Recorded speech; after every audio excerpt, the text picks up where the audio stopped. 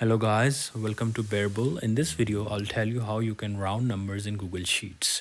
So for that, we'll be using a very special function called Mround. Let's see. Let's type Mround equals Mround. Here we click it. Then we will click on this number which we want to round. Then we will click a comma and then we will type in the factor, which means that do we want to round the number to the 10th place, 100th place or 1000th place. So let's first round it to 10th place and see the result. Here you go. You see the last two numbers, which were 58, now they have been rounded to 60. Now let's change it and see if it works. On 100th place, here you go, enter.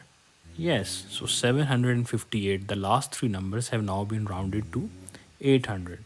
So likewise, let's do it to 1000th place and it becomes 6000. So 5758 becomes 6000. So that's how you round numbers in Google Sheets. You use the mround function.